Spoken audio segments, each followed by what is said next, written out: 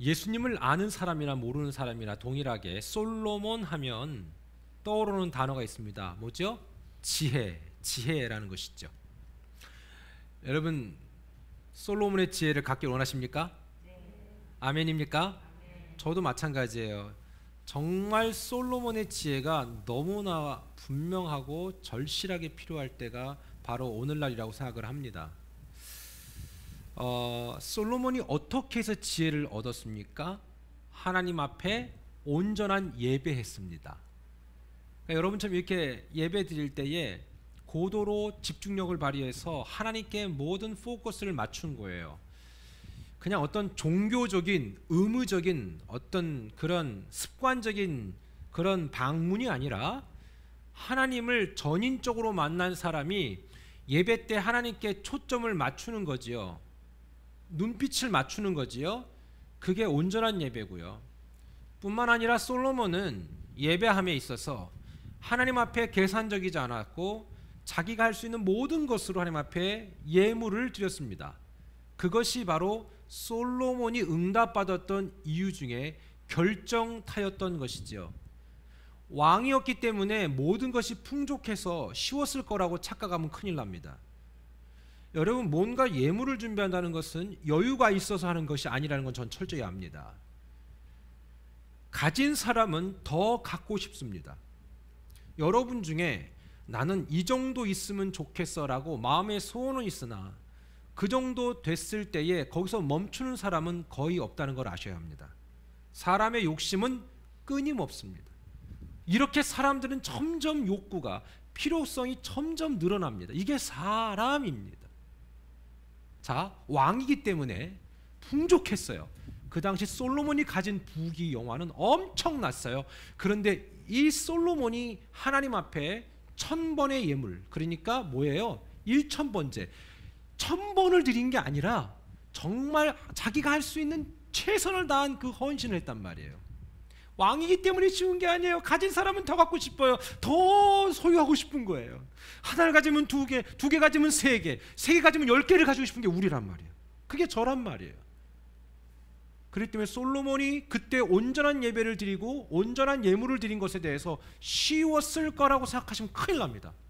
솔로몬은 여러분들보다 더 어려웠을 겁니다. 왜? 너무 많이 가졌기 때문에. 그런데 그리고 나서 하나님이 꿈에 너무나 분명하게 나타나신 거예요. 온통 포커스를 다 맞추고 있는 거예요. 내가 어떻게 하면 하나님 앞에, 내가 어떻게 하면 이 백성들을 이끌어갈까, 나 이거 어떻게 하면 가능할까. 예배 때 그거를 구한 거예요. 전 여러분의 예배가 하나님의 영광을 위해서 쓰임받기 위해서 내가 어떻게 하면 하나님 앞에 이 시간에 예배를 온전히 드릴까가 될 때, 예배를 통해서 여러분 오늘 이 시간에 응답될 줄 믿습니다. 왜냐하면 요한복음 15장 7절 이렇게 말씀하셨어요. 너희가 내 안에 거하고 내 말이 너희 안에 거하면 무엇이든지 원하는 대로 구하라. 그리하면 이루리라. 아멘. 이 말씀을 잊어버리면 안 돼요. 우리는 근데 앞에 거 다 떼버리고 차 떼고 포 떼고 무엇이든지 구하면 이루리라 이것만 그냥 집에다가 벽에다 큰 액자 갖다 붙여놓잖아. 앞에 거 나는 부담돼요 이거예요.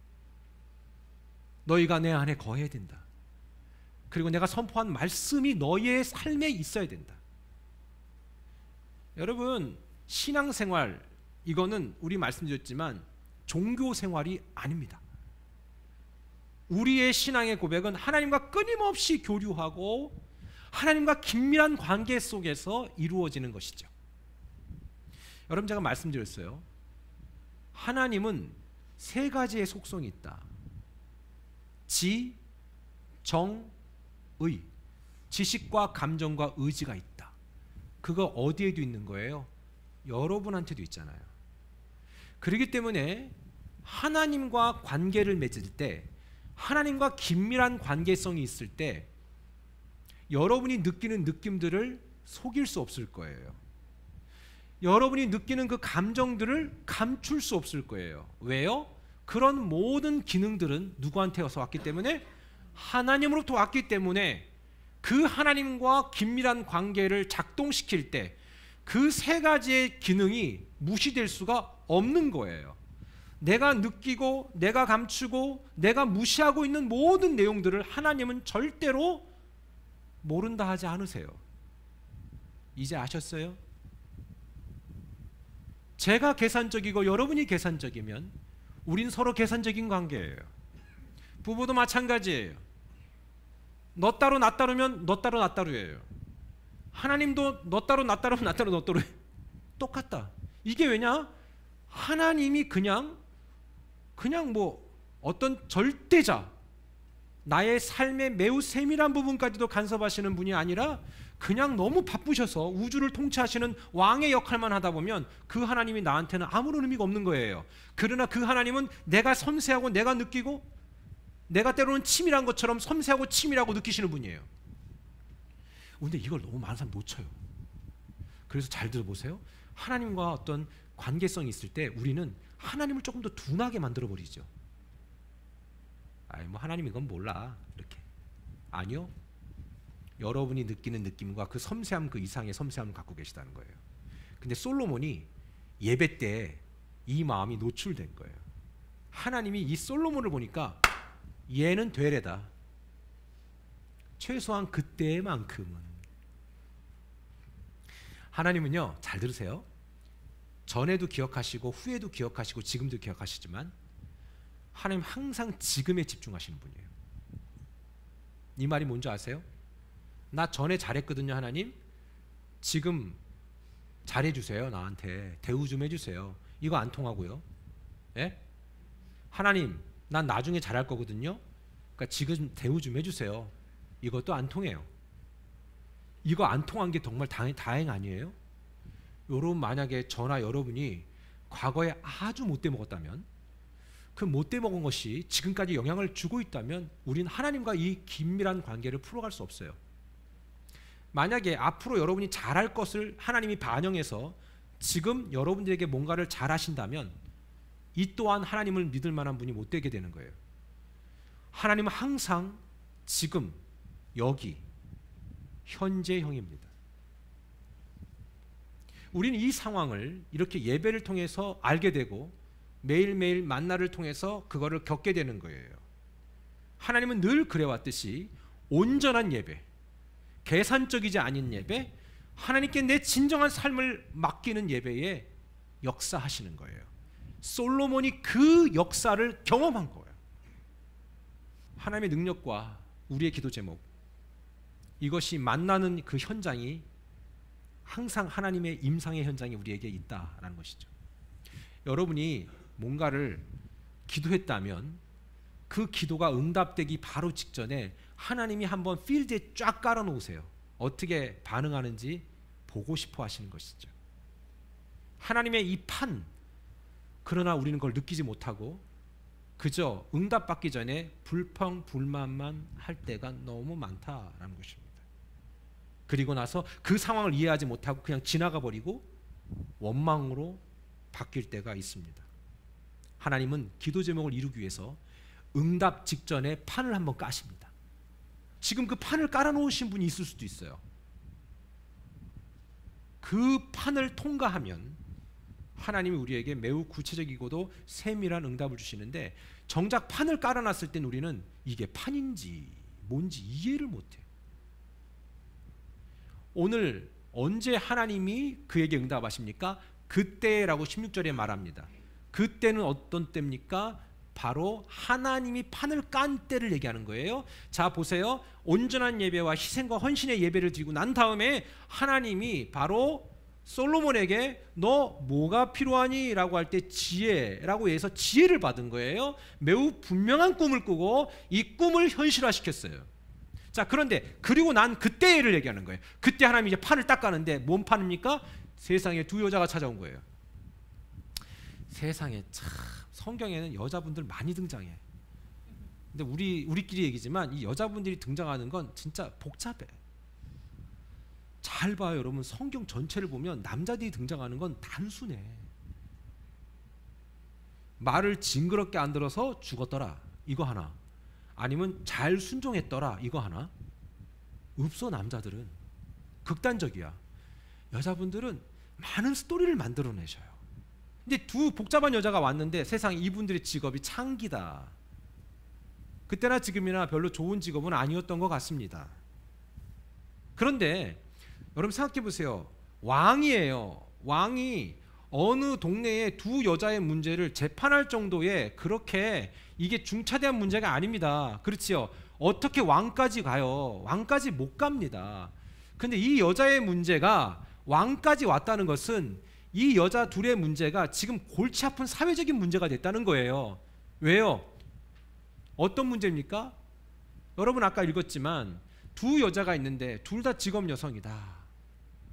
좋지 않은 거다. 어쨌든 그런데 이분들이 임신해서 아기를 낳았는데 3일 간격으로 낳은 거예요. 그놈이 그놈 같지요. 어떻게 알겠습니까? 여러분 보세요. 그러나 아빠는 못 알아봐도 엄마는 알아봅니다.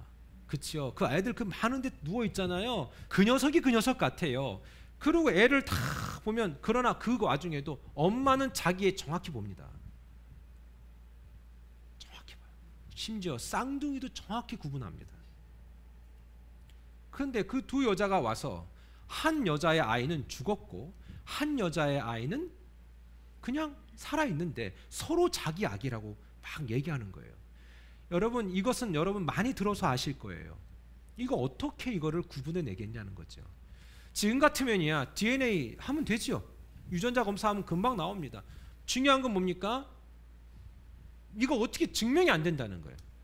누구 말이 진짜냐는 것이죠. 나중에 알겠지만 이거 판결을 내지 않습니까? 그래서 오죽하면 솔로몬의 지혜 판결에 이 지혜가 들어갑니까? 이 사건이 들어갑니까? 그런데 여러분 이거 우리가 결론을 알기 때문에 그렇지요. 획기적인 일이에요. 콜럼버스가 신대륙을 발견했잖아요. 그렇죠? 그때 원주민을 사람들에게 어떻게 보고했냐면 인디안이다 그렇게 얘기했습니다.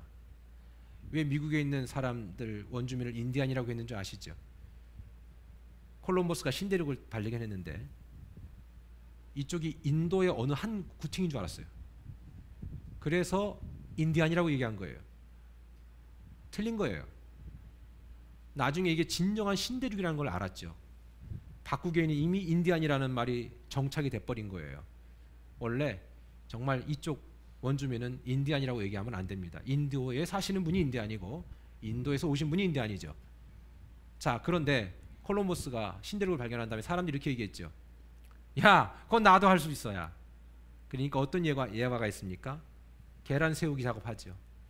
이거를 평지에 세워봐라 이렇게 얘기합니다. 그랬더니 누구도 세우지 못하죠. 끼우뚱끼우뚱하니까. 그러니까 밑둥을 땅 깨서 세웁니다. 그러니까 사람들이 이렇게 얘기합니다. 아, 그건 나도 할 수 있는 걸 그거 에이 그렇게 얘기합니다. 그래, 나도 할 수 있는 걸 왜 너네는 못했냐? 남이 해놓으면 쉬워 보이죠. 남들이 보지 못하는 거를 더 한 수 앞서서 두 수 앞서서 보는 게 지혜입니다. 바둑에는 지혜가 필요하죠. 지식이 필요하지 않습니다. 여러분, 우린 하나님의 자녀입니다. 그렇다면 복음이 없는 사람도 지혜가 공급되면 지금 보지 못하는 두 수, 세 수, 10수를 보는데 그러면 세상을 핸들링 하는데 저는 어떨 땐 너무 억울하기도 하고 내가 이렇게 계속 가야 돼? 이런 생각이 들 때도 있어요. 야, 세상의 사람들은 이렇게 영향력 있게 살고 있는데 우리 성도들이 정말 영향력을 가졌으면 좋겠다. 그럼 복음이 없는 사람이 지혜만 조금 부족해져도 그렇게 멋지게 영향력 있게 살고 남들은 꿈도 못 꾸고 상상도 못했던 것들을 해면서 사는데 이 여자의 이야기도요. 지금 와서 이해하니까 쉽지. 모두 못 풀고 사회적인 문제가 되니까 이 문제를 세상에 지혜롭다고 말씀하시는 솔로몬이 해결해 주면 좋겠다라고 계속해서 올라온 거예요. 그리고 사람들은 여기에 관심을 갖고 있는 거예요. 저분이 지혜 있다고 하는데 이 문제를 어떻게 풀지 계속 관심을 갖고 있는 거예요. 그 관심은 두 가지 의미겠죠. 진짜 풀어주고 싶다. 두 번째는 뭐예요? 저 인간 어떻게 풀어보자. 이거겠죠. 여러분 주변에 하나님을 모르는 사람들이 여러분을 그렇게 볼 수도 있습니다. 너 하나님을 안다고 하면서 네가 이 문제를 어떻게 풀어가나 보자. 볼 수 있습니다. 그래서 이 여인의 이야기가 세상 왕까지 올라온 거예요. 그냥 올라온 게 아니라고요. 근데 솔로몬이 내린 결론은 뭡니까? 25절에 왕이 이르되 산 아이를 둘로 나누어 반은 이 여자에게 주고 반은 저 여자에게 줘라 이렇게 얘기합니다. 여러분 이 내용의 결론을 알잖아요. 난리가 납니다. 한 여자는 아니라고 그냥 그럴 바에야 왜? 왕이 명령하면 못 바꾸잖아요. 그럴 바에야 얘 그냥 저기서라도 살게 해주세요. 한 여자는 뭐 어차피 그럼 그렇게 하세요 이렇게 하는 거예요. 결론은 알죠. 왜? 내 애가 아니라는 거 알기 때문에 뭐 그냥 나눠서 뭐 어차피 내 애 죽었으니까 뭐 얘 쪼갠다고 뭐 나한테 뭐 더 뭐 손해 볼 것도 없다. 못돼 먹은 여자죠. 도대체 아이를 어떻게 재웠길래? 저도 애를 재워봤잖아요. 재우면서도요 잠이 아니에요. 내가 누를까봐. 너무 이쁘니까 안고 자고 싶은데 뽀뽀도 해보고 만져보고 그러다가 어때요? 잠이 들죠. 깜짝 놀라죠. 내가 혹시 얘를 눌러주게 했을까? 근데 이 여자분은 너무 자유로운 분이었기 때문에 그냥 이러고 잔 거야. 그냥 한참 자서 일어나니까 애가 죽어있던 거지. 그러니까 자기 바로 가까이 있던 그 여자 그 아기가 있다라는 거 알고 3일 차이니까 얼마나 차이가 없잖아. 가서 몰래 바꿔치기를 한 거예요. 여러분 잘 들어보세요. 그런데 이 솔로몬은 정확히 판결을 내립니다. 반씩 가져라고. 근데 여러분 잘 생각해서 제가 여러분에게 퀴즈를 낼게요. 솔로몬의 방법이 아니 될 수도 있다, 잘못될 수도 있다라는 가능성이 있어요, 없어요? 없어요? 이쯤 되면 헷갈려지죠? 그렇죠? 그래 반으로 나누세요라고 한 여자가 친모가 될 수는 없어요? 전혀 없나요? 난 있을 수 있다고 생각해요. 이 여자 성격이 워낙 좀 나빠, 개팍해. 진짜 내가 났어. 상상하자고요. 어차피 여기까지 왔고 나 볼장 다 봤어. 그러니까 몰라 나 그냥 마음대로 하세요. 이런 마음이 있을 수 있지 않겠어요? 난 있을 수 있다고 봐요. 왠지 아세요? 지금 그런 엄마들 많잖아요. 오늘날에 많잖아요. 내가 낳고도 그냥 버려버리고 내가 낳고도 컴퓨터 게임에 빠져서 애가 죽는지도 모르고 굶겨 죽이고도 하잖아요. 그러니까 여러분 충분히 가능한 얘기예요. 반대로 생각하는 거예요. 진짜 친모가 애 쪼개세요라고 한 여자일 수도 있어요. 반대로 그 다음에 애만은 살려주세요라고 하는 여자가 가짜일 수도 있지 않을까요? 사람은 되게 사악하고 무서워요, 여러분. 그런데 왜 이게 나중에 진짜인 거를 잘 판가름이 났을까요? 전 오늘날 시대에 맞춰서 생각을 해봤어요. 만약에 죽이세요라고 한 여자가 진짜 친모라면 어떡할 거예요, 여러분들? 나중에 솔로몬이 어때요? 죽이지 말아주세요라고 하는 여자한테 이 아기를 주지요. 이 여자가 친모다라고 얘기해 주지요. 오늘날 가치관으로 바꿔서 얘기해 볼게요. 이미 아기를 죽여도 된다고 한 여자는 친모일지라도 기를 자격이 없습니다. 무슨 뜻인지 아시겠죠? 그래서 정확한 판단이 되는 거예요. 여러분 이 점을 놓치면 안 돼요. 이 여자가 진짜 친모일 수도 있고, 즉 애만은 살려주세요. 그러면 제대로 간 거고, 만약에 죽여도 돼요라고 얘기한 여자가 진짜 친모라면 너는 엄마로서 자격이 없다. 이 여자가 키우게 둬라. 이제 좀 이해가 되십니까? 그래서 솔로몬의 판단은 정확했던 겁니다. 성경을 보면요 무서울 정도로 정확합니다. 솔로몬의 판단은 지금까지 전 세계의 유명한 판단의 일화로 남아 있습니다. 저는 이 시간 우리 모든 온세대 가족들에게 이러한 놀라운 판단력, 통찰력, 이런 지혜가 부어지기를 주님의 이름으로 축원합니다. 이 지혜만 있으면 얼마나 좋을까? 여러분 잘 들으세요. 이런 지혜 있는 사람 한 사람이면 가정을 살리고 교회를 살리고 민족을 살릴 수 있습니다. 저는 그걸 믿습니다.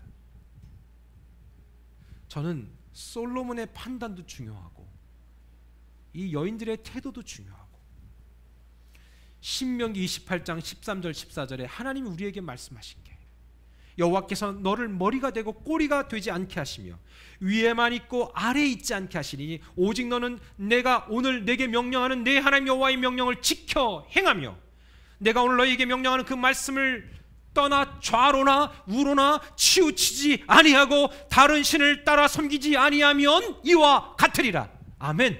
이렇게 말씀하신 거예요. 하나님이 우리에게 요구하시는 것은 다른 게 아닙니다. 저는 이 요구를, 이 명령을 여러분뿐만 아니라 자녀들에게 가르칠 수 있게 되기를 축원합니다. 여러분 이건 무척 중요합니다. 좋은 거 사주고 좋은 걸로 때우려고 하지 말고 그걸로 인생을 바꿀 수는 없습니다. 하나님을 두려워하는 법을 어릴 때부터 가르치십시오. 하나님을 사랑하는 법을 어릴 때부터 가르치십시오. 여러분 늦었다고 할 때는 없습니다. 제가 보니까 죽기 전까지는 메시지를 줘야 되더라고요. 그러다 하나 걸려들 때가 있어요. 안 주면은 아무것도 할 수가 없잖아요. 하나님의 약속은 지금도 그 어떤 민족이라도 그대로 믿고 따르면 은혜 주실 줄 믿습니다. 지혜라는 말이요 히브리어로 호크마라고 읽어요. 외우기 쉽죠? 호크마. 호크마. 헬라어로는요 여러분 아시는 걸 거예요. 제가 뭐 히브리어 헬라어 얘기하면서 잘난 척하는 게 아니라 이유가 있기 때문에 그래요. 그냥 호크마는 외워두세요. 호크마. 저 사람 호크마가 있다. 지혜가 있다. 헬라어는요 잘 들으세요. 어디서 많이 들은 걸 거예요. 그래서 애들 이름 중에 그 이름이 많아요. 소피아. 그게 지혜라는 뜻이에요. 그런데 지혜는요 지식과 달라요. 지식이라는 단어는 히브리어로 야다라고 읽어요. 그냥 그거는 information, 지식이에요. 지식. 명철이라는 단어 있죠. 지식, 명철, 지혜 다 달라요. 명철은 영어로 outstanding이라고 하지 이거는 wisdom이 아니에요. 지혜는 wisdom이에요. 자, 그런데 지식과 명철이 있어도요 지혜가 없으면 얘를 쓰질 못해. 그러니까 집에다 모아두기 좋아하는 사람들 있죠. 저를 비롯해서 여러분들 뭘 못 버려. 그렇죠? 그런데 쓰지도 못하고 맨날 모아두지. 이게 지혜가 없는 거예요. 그게 저고 우리 중에 누구일 수도 있어요. 어제 창고 정리를 하는데 송 목사님이 자꾸 버리자 그러고 나는 킵하자 그러고 나한테 계속 얘기해. 목사님 쓸 거냐고. 쓸 건 같은데 언제 쓸지 모르겠어. 3년 내로 쓸 거냐. 그래서 아닐 것 같아. 아이 버리자 씨. 지혜가 있는 거죠. 여러분 보세요. 지혜란 내가 갖고 있는 데이터를 활용할 수 있는 능력을 지혜라고 얘기해요.